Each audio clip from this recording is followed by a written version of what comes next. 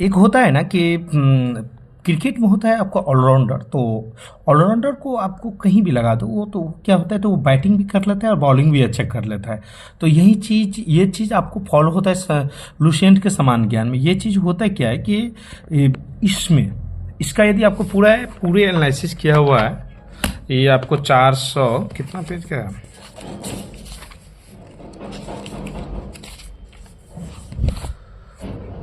460 page का है। 460 page आप यदि कर लेते हैं कवर, तो कोई भी एग्जाम में बहुत अच्छा मार्क्स आ जाएगा आपको, ये गारंटी है। क्योंकि यदि सपोज दैट इस बार का यदि 70वीं बीपीएससी में री एग्ज़ाम हो या फिर वो वाला हो, तो आप देख लीजिए कितना ज़्यादा क्वेश्चन पूछा। मैंने तो पूरा मिला के देख लिया। और कोई भी हो, या दरोगा हो या सिपाही हो, सभी के लिए ये रामबाण है। लेकिन होता क्या है कि अब इसको हम तैयारी कैसे करें। लोग होता है कि 460 पन्ना का है, कैसे करें, क्या करें। तो ये चीज़ के लिए जो है ना कि आपको सबसे पहले हमको पढ़ना कैसे है, क्योंकि लोगों को होता रहता है कि कैसे इसका तैयारी करेंगे, क्या करेंगे। तो उसके पढ़ने का सही तरीका क्या है, और मैंने याद किया हूँ, इसको पूरे अच्छे ढंग से एनालिसिस किया हूँ। तो पहले हम भी ऐसे था कि जैसे कि पढ़ते थे तो समझ नहीं पाते थे, ठीक है। तो मैंने यहाँ से पढ़ना शुरू किया हूँ। और देखिए, सबसे पहले है क्या कि हमको करना क्या है। हम जैसे यहाँ हम मगध राज का उत्कर्ष शुरू करते हैं। तो सबसे पहले मैंने ये लिया, और इसको जो है सो पहले मैं जो मेरा टॉपिक अच्छा लगा, जैसे कि मगध के सबसे प्राचीन वंश के संस्थापक है बिरधस्त, इसकी राजधानी का है। तो इसको ऐसे पढ़ना है ना कि मगध के सबसे प्राचीन वंश के संस्थापक कौन है, तो वो बिरधस्त है। तो मैंने जो है सो उसको टिकट कर दिया लीड से, इससे किए, इसके बाद टिकट कर दिया यहाँ तक। तो यहाँ आ गया कि मगध का सबसे प्राचीन वंश के संस्थापक कौन है, तो वो हो गया बिरधस्त। इसके बाद मैंने इसकी छोड़ दिया। इसके बाद यहाँ देखिए राजधानी कहाँ है, तो ये गिरिब्रिज है। अब है कि ये जो था बिरधस्त, वो किसका अतिथि था, पुत्र था, तो वो जरासंध का था। अब यहाँ तक टिकट कर दिया। फिर जो है सो यहाँ से देखिए,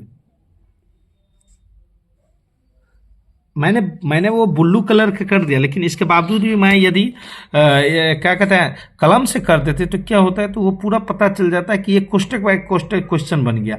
जैसे सबसे पहले जैसे मगध का सबसे प्राचीन वंश के संस्थापक कौन है, तो बिरधस्त है, इसकी राजधानी कहाँ है, ऐसे करके यानी एक कहानी बना लेना है हमको मगध राज के उत्कर्ष के बारे में। और उस कहानी के अंतर्गत सारा चीज आपको यानी आ जाएगा कि मगध का प्राचीन वंश का संस्थापक कौन था, बिरधस्त था, इसकी राजधानी कहाँ था, तो गिरिवीर राजगीर था। अब है बिरधस्त कौन था, तो जरासंध बिरधस्त का पुत्र था। जरासंध क्या था, बिरधस्त का जो है सो पुत्र था जरासंध।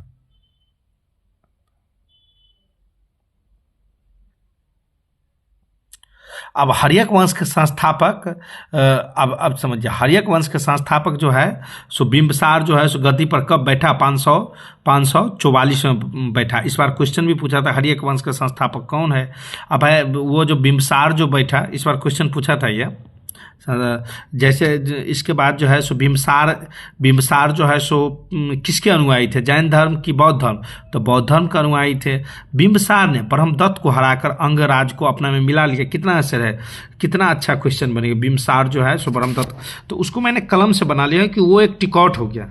अब जो है सो बिंबसार जो है सो राजगिरी का निर्माण कर अपनी राजधानी बनाया था, ठीक है। बिंबसार जो है सो 52 वर्षों तक राज किया था मगध पर, ठीक है। महात्मा बादू के सेवा के लिए जो है बिंबसार जो है राजवैद्य को भेजा, जीवक को भेजा। बहुत अच्छा क्वेश्चन है और बहुत सारा एग्जाम में आता है। जैसे हो गया कि बिंबसार ने वैवाहिक संबंध के स्थापित करने के संबंध में साम्राज्य के विस्तार किया। वैवाहिक संबंध स्थापित कर जो है सो अपना साम्राज्य को विस्तार किया, और वह जो है सो कौशल के राजा महाकोशला और चेतक के पुत्री चेलना और राजकुमारी क्षेमा के साथ शादी किया, ठीक। और वो जो है सो वैवाहिक विस्तार किया, मतलब यानी एक कहानी हमको बना लेंगे तब कभी कहीं दिक्कत नहीं होगा, और ये आ जाएगा कि पूरे का पूरा इसमें आ जाएगा। जैसे बिंबिसार की हत्या कौन किया, तो उसके पुत्र अजातशत्रु ने किया, और 493 ईस्वी पूर्व वह जो है गद्दी पर बैठ गया, जिसका उपनाम जो है, जिसे हम कुनिक के नाम से भी कहते हैं। आप देखिए बिंबिसार जो था, वो बिंबिसार था, वो क्या था, बौद्ध धर्म का अनुयायी था। बिंबिसार बौद्ध धर्म का अनुयायी था, और ये क्या हो गया, उनके बेटा अजातशत्रु वो जैन धर्म का अनुयायी हो गया।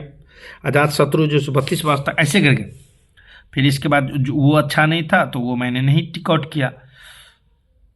जो मेन चीज सब टॉपिक है ना वो ले लेते हैं। जैसे 461 ईस्वी में अपने पिता को, फिर उसको भी हत्या कर दिया उदयन ने।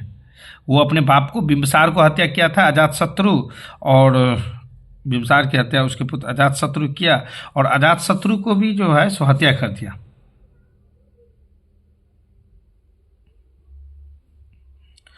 तो ऐसे ही आता जाता है।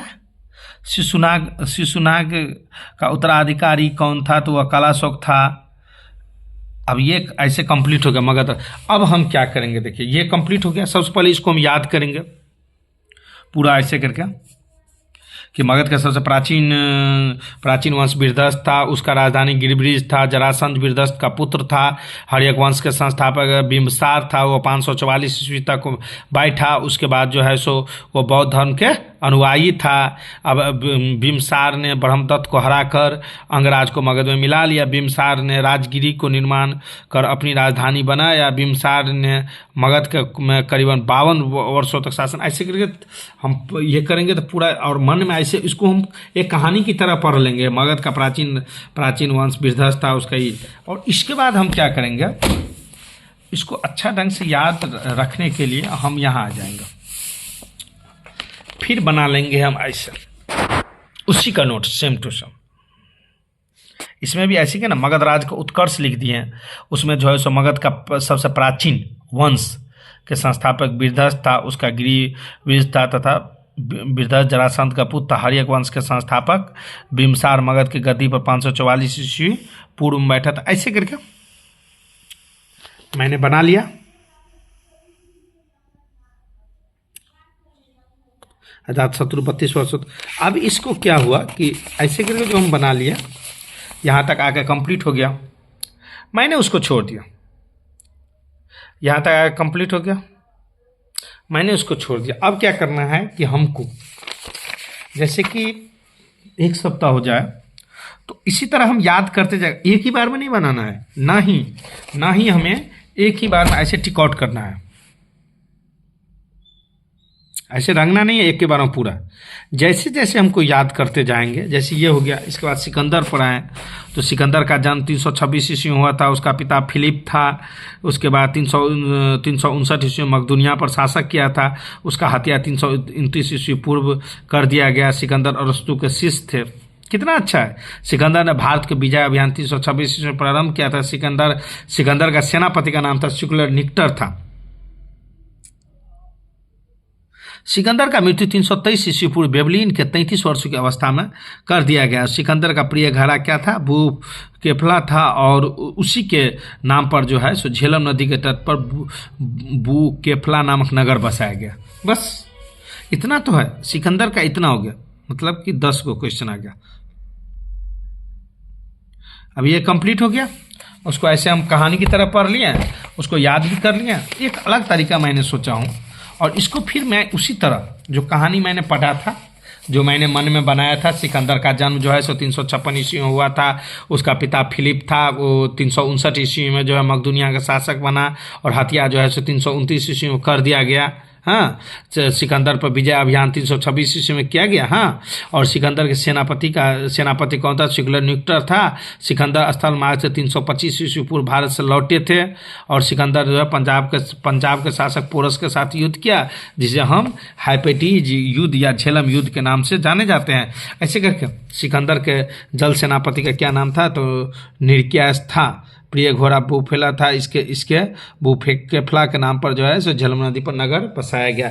ऐसे मैंने याद कर लिया, मेमोराइज कर लिया मन से, और इसके बाद फिर मैंने उसको लिखना चाहा सिकंदर के बारे में, उसके बारे में लिखना है, उसके बारे में लिखना है। जैसे जैसे कि सपोज एट मौर्य वंश है, तो मैंने मौर्य वंश को मैंने उल्टाया, मौर्य वंश को उल्टाया, और मौर्य वंश के संस्थापक चंद्रगुप्त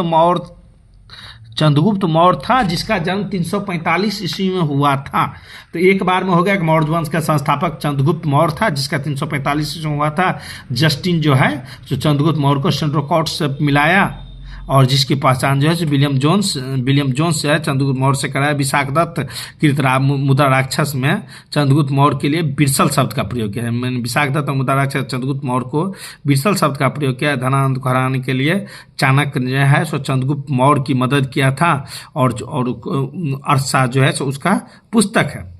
कौटिल्य ने अर्थशास्त्र के जो है सो रचना किया था। चंद्रगुप्त जो है 322 ईस्वी पूर्व गद्दी पर बैठा था। चंद्रगुप्त ने अंतिम समय में कर्नाटक के श्रवणबेलगोला पर स्थान में अपना श्रवणबेलगोला नामक स्थान बिताया था। 305 ईस्वी पूर्व में शुक्ल निकटर को जो है हराया, और वह उसकी पुत्र जो है कॉर्नेलिया से विवाह कर लिया, और वो गुरु बहादुर जैन धर्म के दीक्षा ली। ऐसे करके कहानी की तरह, एक कहानी की तरह पढ़ लेना है। मेगास्थनीज सेकुलर निकटर को राजदूत बनाया, राजदूत था, और मेगास्थनीज जो है इंडिका पुस्तक, कितना अच्छा क्वेश्चन, बहुत सारा इथी मिलता है। चंद्रगुप्त और शुक्लेश के बीच युद्ध का वर्णन आपको इपेनियस ने किया है, और पुलटॉक के अनुसार 500 हाथी उपहार में दिया। और चंद्रगुप्त का मृत्यु 298 ईस्वी में सरगोल मेला में जहाँ लास्ट समय बिताया वहाँ उपवास के द्वारा हुई। बस ये चीज़ हो गया, उसको हम 3 बार 4 बार पढ़ लेंगे, और उसको फिर हम एक कहानी की तरह यहाँ लिखेंगे कि मौर्य वंश का संस्थापक कौन था, ऐसे करके। तो चंद्रगुप्त मौर्य था, 345 ईस्वी में हुआ था, और जस्टिन चंद्रगुप्त मौर्य सेंड्रोकॉट्स कहा जाते हैं। विशाखदत्त मुद्रा राक्षस के लिए वो बिरसल शब्द का प्रयोग किया। धनानंद को हराने के लिए चंद्रगुप्त मौर्य जो है सो चाणक्य का इथि किया, और बाद में जो है सो चाणक्य का प्रधानमंत्री बना लिया गया। चाणक्य का पुस्तक अर्थशास्त्र है, और वह 300 मगध राजगद्दी पर कब बैठा था, 322 ईस्वी में बैठा था। मतलब सब में यही है कि संस्थापक कौन है, वो कितने दिनों तक बैठा और कहाँ मारा। तो इस चीज़ को हमेशा ध्यान में रखना है, और इसी तरह से जो है सो याद कर के और हमको लिखना है। और एक चीज़ और है इसमें, जैसे कि हमको अशोक में गए, तो अशोक में हमको ये चीज़ सब नहीं छोड़ना। जैसे शिलालेख का स्थान हो गया कि साहबगड्डी में जो है सो वह कहाँ है, तो वह पेशावर में है। कालसी कहाँ है, तो उत्तराखंड में है। गिरनार कहाँ है, गिरनार है गुजरात में। तो इसी तरह जैसे अशोक के शिलालेख का प्रथम में क्या चीज़, ये चीज़ सब मेन पॉइंट है, और इसी बीच से क्वेश्चन उठा लेता है। जैसे अर्थशास्त्र में वर्णित शब्द, जैसे पुरोहित को क्या, पुरोहित जो है सो आपको धर्म दान प्रधान, सेनापति सैन्य विभाग का प्रधान होता था, युवराज राजपुत्र होता था। तो इसी तरह खुरष्टी लिपि दाईं से बाईं ओर लिखा जाता है। कितना मस्त क्वेश्चन है। इसी तरह हमको एक एक करके याद करना है, और जैसे मैंने कहा वैसी तरह मैं अभी भी लिख रहा हूँ। जैसे बिंदुसार के बारे में लिख रहा था, बिंदुसार यहाँ है। अब बिंदुसार का मात्र इतना है, आप समझिए। चंद्रगुप्त मौर्य के उत्तराधिकारी कौन था, तो चंद्रगुप्त मौर्य का उत्तराधिकारी बिंदुसार था, जो 298 ईस्वी पूर्व मगध के राजगद्दी पर बैठा, जिसे हम अमित्रघात के नाम से भी जाने जाते हैं। अमित्रघात का मतलब होता है शत्रु विनाशक। तो एक दिमाग में अट गया कि चंद्रगुप्त मौर्य का उत्तराधिकारी कौन था, तो बिंदुसार था। उसका 298 ईसा पूर्व हुआ, जो मगध के गद्दी पर बैठा। हाँ, 298 ईस्वी पूर्व में मगध के गद्दी पर बैठा, जिसे अमित्रघात कहते हैं। अमित्रघात का शत्रु विनाशक भी कहा जाता है। बिंदुसार ने आजीवक संप्रदाय का अनुयायी था। हाँ, और आजीवक संप्रदाय का उद्घाटन कौन किया था, तो मखली गोसाल किया था। वायु पुराण के बिंदुसार भद्रसार भी कहा जाता है। जैन धर्म के बिंदुसार का सिंहासन कहा गया है। बिंदुसार के शासन में तक्षशिला में 2 विद्रोह किया था। बिंदुसार ने पहले सुसीम और बाद में अशोक को भेजा था। ऐसे करके हमको बस हो गया। विद्वान के सभा में 500 वाली एक मंत्री परिषद रहता था, जिसका हम खल्लाट कहा जाता है। ये मन में हो गया हमेशा कि हमको बिंदुसार में यानी उत्तराधिकारी कौन था और गद्दी पर कौन बैठा, ठीक है, सब में यही रहता है। तो ऐसे करके आप याद करिएगा तो आपको तुरंत याद हो जाएगा, ये हम गारंटी लेते हैं। और हमें भी पहले नहीं होता था कि नहीं याद होगा, नहीं होगा। तो रुचि लाने का बस एक ही कारण है, ऐसे कि उसको हमको कहानी की तरह बता देना है कि ये जो है सो सबसे पहले महाभारत में क्या हुआ, इसके बाद फिर जो है सो कंस को कब मारा, ये मारा। तो उसी तरह हमको भी इसमें कर लेना है कि वो गद्दी पर कब बैठा, उसका जन्म कहाँ हुआ, उसका मृत्यु कहाँ हुआ, और मृत्यु में उसको दफनाया कहाँ गया, उसका जो है सो उसका शासन में कौन कौन आया, वो शासन में किसके अनुयायी था, जैन धर्म के थे, बौद्ध धर्म। तो इस तरह यदि हम करते हैं तो हमको 100% है कि ये हमको 40 दिन के अंदर पूरा लुसेंट हमको याद आ जाएगा, गारंटी, और अच्छा ढंग से, कहीं कोई दिक्कत नहीं। और आज से मैं चैलेंजिंग किया हूँ कि मैंने 3 चैप्टर आज क्लियर किया हूँ, और मैं अपने बात बता रहा हूँ कि 3 चैप्टर उसी तरह आप करते रहिए, एक दिन में 3 चैप्टर 4 चैप्टर क्लियर करिए, आराम से हो जाएगा। ठीक है, धन्यवाद।